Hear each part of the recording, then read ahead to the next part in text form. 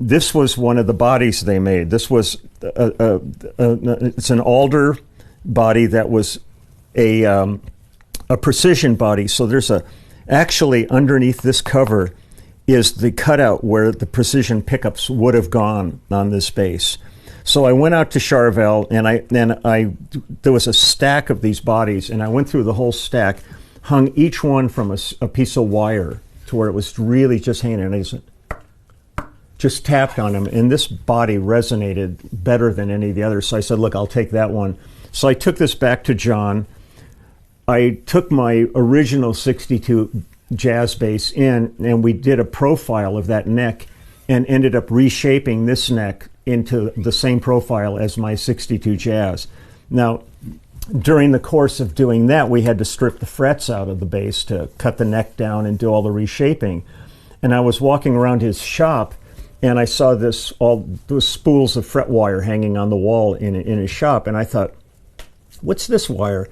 And pointed it out, and he said, that's mandolin wire. I said, let's try that.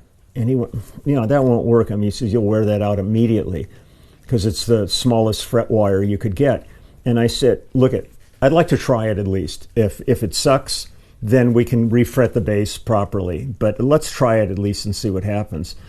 I've used this bass on so many records, and I play hard. I'm not a real delicate. When I'm playing, I really dig in, and I like a lot of wiggle.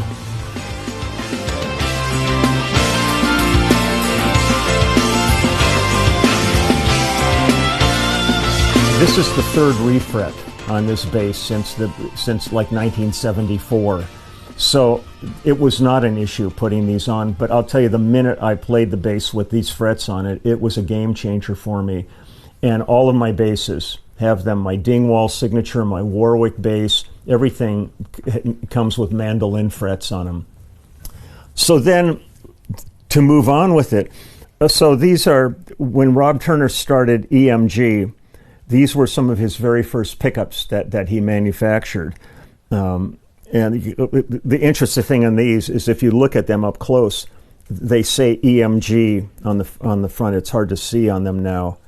But this was the only generation of them that did this, and after that it became like a little letter on the side. But the thing I was thinking about with what Leo Fender did on his original instrument, these pickups would have actually been reversed in position. This one would have been here, and this one would have been here, but located under here. But so I thought, by the nature of, they're going to read better than the A and the E would, the G and the D. So I said, why would that pickup be closer to the bridge where there's more clarity? So I said, let's reverse them and try that. And it just ended up just being one of these. It's so even, and it was all, I think, because of the placement of these pickups, but I've almost worn this cover off, and there's a dent within the body here where my thumb would normally sit. That's how much this bass has been used.